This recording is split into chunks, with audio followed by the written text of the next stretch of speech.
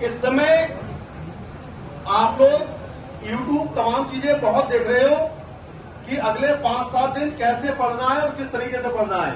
यकीन मानिए 50 वीडियो देखोगे तो हर वीडियो में उन्होंने अगले 5-7 दिन के लिए प्लानिंग अलग बताई है।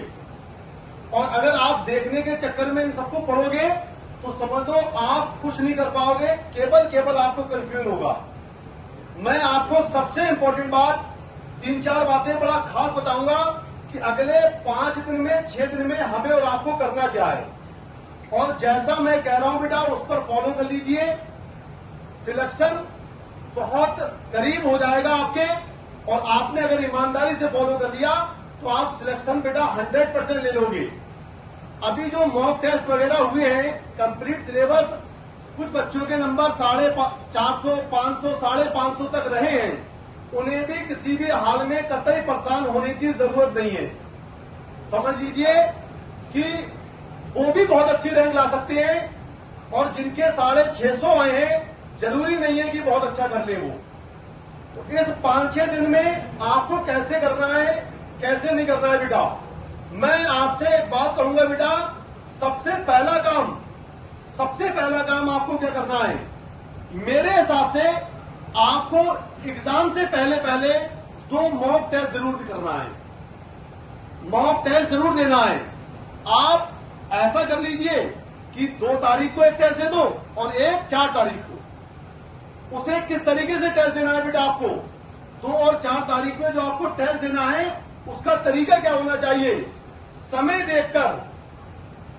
देखकर आप मेज कुर्सी जो भी आपके घर हो उस पर बैठिएगा, उस पोजीशन में जिसमें नीट का पेपर देते हैं। बिल्कुल उसी टाइम पर 2 बजे आप पेपर स्टार्ट कर दीजिए और 5:20 तक पेपर कंप्लीट कर लीजिए।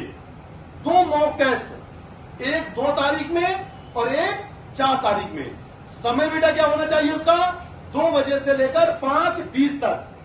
जैसे पेपर देते हैं उसी कंसंट्रेशन के साथ, उसी कॉन्फिडेंस के साथ जैसे एग्जाम सेंटर में बैठे हो। बिल्कुल ना बाहर जाना है ना किसी की सुनना है बेटा, बिल्कुल एकांत जगह चुन लीजिए जहां पर आप बहुत अच्छा कर सके। पहला काम तो आपको बेटा एग्जाम से पहले ये करना है। अगर आपके पास मॉक टेस्ट हो तो अच्छी बात, और किसी वजह से ना हो तो आप मुझसे भी दे सकते हैं, मैं पीडीएफ की फॉर्म में आपको दे सकता हूं। पेपर बहुत आसान बनाने की कोशिश की जाएगी जिससे कि चीजें आपके लिए अच्छी रहे। दूसरी बात, इस समय तमाम बातें दिमाग में आ रही है बेटा। कुछ लोग ये कहते हैं कि यार एग्जाम का समय बहुत कम बचा है, अब कम से कम पढ़ाई करो। इस तरीके की बातें बहुत होती हैं कि कम से कम पढ़ाई करो, पूरी साल आपने पढ़ तो लिया है, अब पढ़ाई कम करो और आराम ज्यादा करो, माइंड को, दिमाग को, अपने आप को ज्यादा आराम दो। समझ लो बेटा ये सोच बहुत खराब है। आपको एग्जाम तक बहुत ईमानदारी के साथ पढ़ना है। मैं आपसे एक बात कहूं बेटा कि आपको पढ़ना कैसे है, किस तरीके से पढ़ना है बेटा। आप इन 4-5 दिन में पूरी एनसीईआरटी बायो की एक बार रिवाइज कर दीजिए। बायो का पढ़ने का तरीका बता रहा हूं, पूरी एनसीईआरटी एक बार रिवाइज कर दीजिए। और ये रिवीजन आप ये मान लीजिए 4 तारीख तक खत्म कर देना है। 4 दिन में आपको पूरी बायो पढ़ लेनी है, पूरी बायो 11th 12th और दोनों बेटा। इतनी बार आप पढ़ चुके हैं, इतना काम किया है आपने कि पूरी बायो पढ़नी है बेटा 4 तारीख तक। बिल्कुल ईमानदारी के साथ, रटना नहीं है, केवल पॉइंट देखने ऐसे करके पढ़ना है। पूरी बायो आपकी खत्म होनी चाहिए। केमिस्ट्री में आपको क्या करना है बेटा, केमिस्ट्री में फिजिकल में आपको फॉर्मूले जो आपने बनाए हो, जो आपने शॉर्ट नोट्स बनाए हो, फॉर्मूले बनाए हो, उस पर काम कर लीजिए बेटा। पूरे फॉर्मूले देख लीजिए एक बार, मैं आपको सीख दे रहा हूं पूरी फिजिकल की, उसे पूरा पढ़ लीजिए। और इसके बाद भी अगर आपके पास समय है, आप अच्छा करना चाहते हो, तो आप क्या करेंगे बेटा, जो आपकी एनसीईआरटी है फिजिकल में खासतौर पे आप क्या करेंगे, जो एनसीईआरटी है बेटा, एनसीईआरटी में इंटेक्स और सॉल्व क्वेश्चन जो है उन्हें एक बार कर लीजिए, क्योंकि एक चैप्टर में मुश्किल से 5-7 है बेटा, इतनी तो है बेटा। उन्हें एक बार जरूर कर लीजिए। आप सोल्यूशन देख के करिए, कोई दिक्कत नहीं, लेकिन उससे आपको एक आइडिया लग जाएगा कि क्वेश्चन किस टाइप का आएगा। कॉन्सेप्ट पूरा क्लियर करिए। तो फिजिकल केमिस्ट्री में आपको पूरे फॉर्मूले रिवाइज करने हैं। इसके साथ साथ बेटा क्या करना है आपको, इंटेक्स और सॉल्व क्वेश्चन एनसीईआरटी के कर लीजिए। इनऑर्गेनिक केमिस्ट्री में अब एक बार आप एनसीईआरटी से पूरा रिवाइज कर लीजिए, या फिर जो नोट बनवाए गए उन्हें पूरा कर लीजिए रिवाइज, क्योंकि आपको इस तरीके से पढ़ना है बेटा, क्योंकि मैक्सिमम चीजें आप पढ़ चुकी हैं। ऑर्गेनिक केमिस्ट्री एक बार पूरी रिवाइज करिए।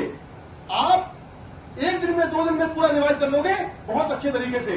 उनमें जो फोकस करना है आपको ऑर्डर पे करना है बेटा, जो ऑर्डर होते हैं उस पर करना है, आपको नेमिंग रिएक्शन पे करना है, आपको मैकेनिज्म पे कॉन्सेप्ट क्लियर करना है। यहां से ये चीजें कवर करनी है बेटा। और इनऑर्गेनिक में आप जो ऑर्डर दे रखे होते हैं उन ऑर्डर को एक बार देख लीजिए। और इसके अलावा 3-4 चैप्टर जो यहां से फ्री के क्वेश्चन आते हैं, polymer, biomolecule, chemistry in everyday life, और इसके अलावा बेटा सरफेस केमिस्ट्री, इन्वायरमेंटल केमिस्ट्री, इन पर एक बार बेटा बहुत अच्छी तरीके से पढ़िए। आपके इतनी बार टेस्ट में आ चुका है, इतनी बार आपने पेपर दिया है, इतनी बार पढ़ा है कि आपको एक एक चीज याद है, लेकिन अभी भी एक बार आप उसे पढ़ सकते हैं। फिजिक्स में आपको क्या करना है बेटा, फिजिक्स में फॉर्मूले जितने हैं उन्हें एक बार देखना है। और बेटा आपके पास तो समय है, आप एनसीईआरटी में जाकर इन चीज को, इंटेक्स और सॉल्व क्वेश्चन को भी कर सकते हैं।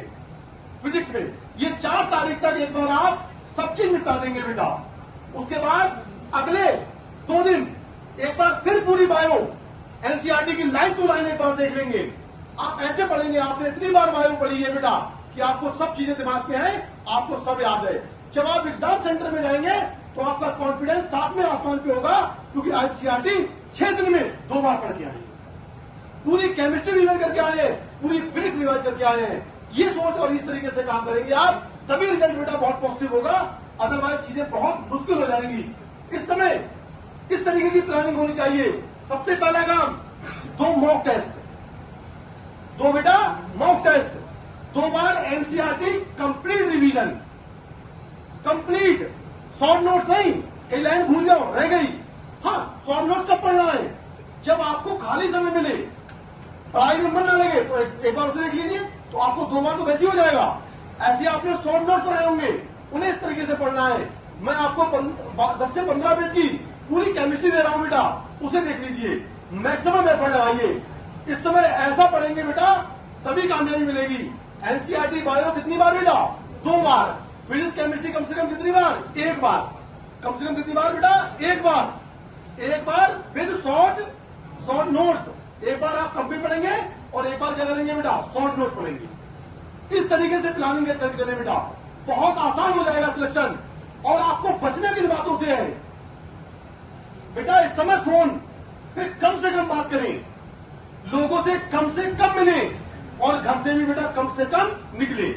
इस समय तमाम लोग आपको फोन करेंगे, आपको बहकाने का काम करेंगे कि कैसी पढ़ाई चल रही है, आप ये क्वेश्चन बता दीजिए, वो क्वेश्चन बताएं। आप क्वेश्चन बताने के चक्कर में ना पड़े, आप अपने पढ़ें और अपने रिश्तेदारों से भी कम बात करें। अगर मैक्सिमम बात करनी है तो अपने घर वालों से, अपने माँ बाप से, बहन भाई से बात करें, वो आपके कॉन्फिडेंस को बढ़ाने का काम करेंगे। अदरवाइज 90% आपका मोरल डाउन करने का काम करेंगे। और इस समय तमाम बात, जैसे आप लोग में से बहुत से बच्चे हमसे कहते हैं, कलीम सर टेंशन बहुत हो रही है। अरे यार, टेंशन तो तभी हो रही है जब आपने पढ़ाई की है। टेंशन होना बहुत बड़ी बात नहीं है, ये तो चलेगा बेटा, क्योंकि आपने पढ़ाई की है इसलिए टेंशन है। अगर आप नहीं पढ़ते बेटा तो काहेगी टेंशन, जब आप पढ़ाई नहीं करते तो टेंशन आएगी।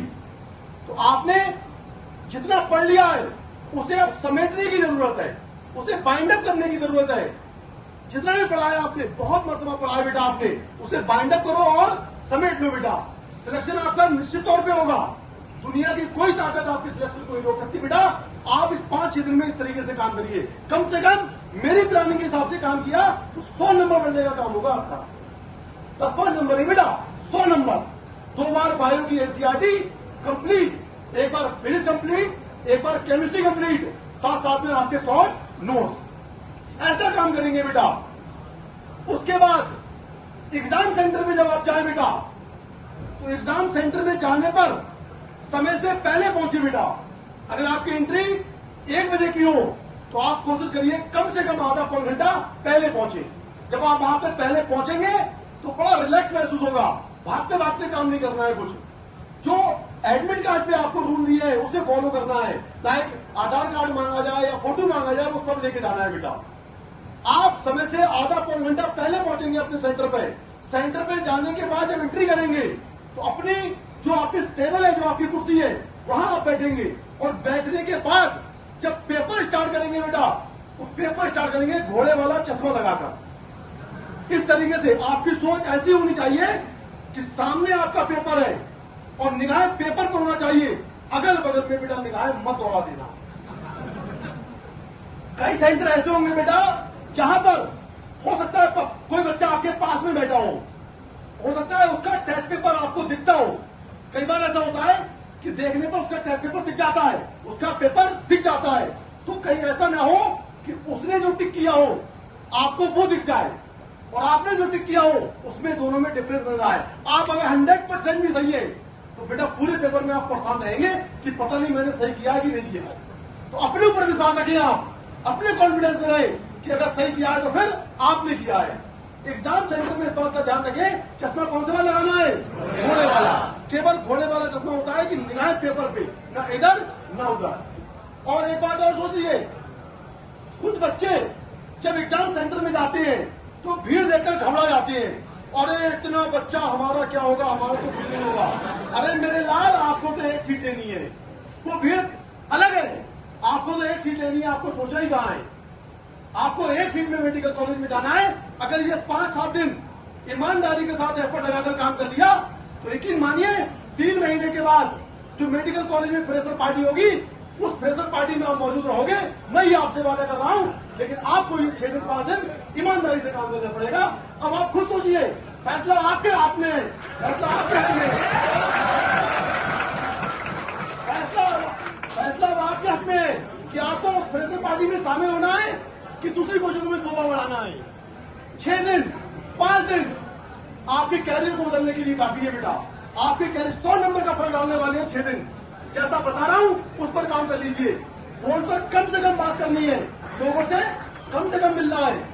और एक बात सोचो बेटा, आप बड़ा फ्री माइंड होकर रहे, टेंशन तो लेना ही नहीं है, बहुत आएगी। अपने आप को रिलैक्स फील कराएं हमेशा, अपना कॉन्फिडेंस खुद बढ़ाएं। अरे हमारा सिलेक्शन नहीं होगा तो फिर किसका होगा? हमने कोई पढ़ाई में कमी रखी है? अरे कल से हमारी बात हुई थी, वो तो हमसे कह रहे थे केजीएमसी जाओगे, बता क्या वो झूठ बोल सकते हैं? ऐसा कॉन्फिडेंस आपके अंदर होना चाहिए कि हमारा नहीं होगा तो फिर किसी का नहीं होगा। अच्छा आपका होगा क्यों नहीं?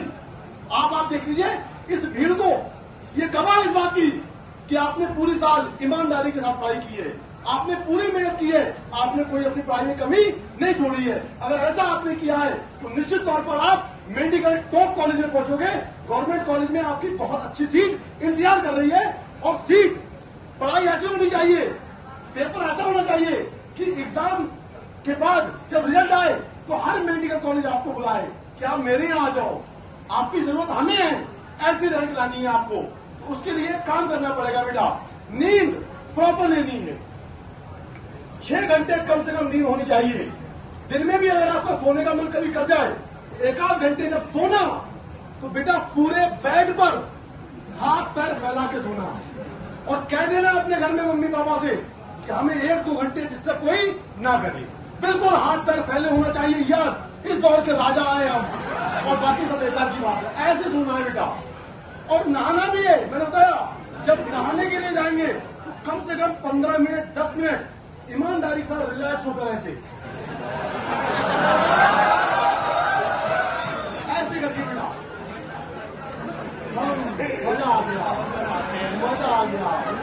ऐसे बेटा, ऐसे अपने आप को कॉन्फिडेंस रिलैक्स महसूस करना है बेटा। ऐसा करेंगे हम लोग तभी तो कामयाब होंगे बेटा। इसके अलावा खाने का बेटा बहुत ध्यान रखना है। बाहरी खाना बिल्कुल नहीं खाना है बेटा। बाहर का खाना, आइसक्रीम वगैरह ये सब बंद कर दो बेटा। केवल सिंपल खाना, सैलेड वगैरह ज्यादा नहीं है, लाइक खीरा, इस तरीके से चीज आ रही है बेटा। उस पर बेटा आपका काम करेंगे और ऐसे बेटा अपने आप को रखेंगे। 2 मॉक टेस्ट, 2 बार एनसीईआरटी बायो, 1 बार फिजिक्स, 1 बार केमिस्ट्री और इन सबके शॉर्ट नोट्स। इस कॉन्फिडेंस के साथ पेपर देने जाएंगे। और एक बात सोच लो बेटा, एग्जाम सेंटर में आप पेपर दे रहे हैं, पेपर में जैसे आपने फिजिक्स शुरू करी या केमिस्ट्री या बायो, 2-3 क्वेश्चन आपने किए, 1-2 क्वेश्चन टफ मिल गया, जैसे क्वेश्चन टफ आया तो अपने आप को बेटा परेशान नहीं होने देना है, घबराना बिल्कुल नहीं है, क्योंकि वो टफ क्वेश्चन आपके लिए नहीं है, वो सभी के लिए रखा गया है।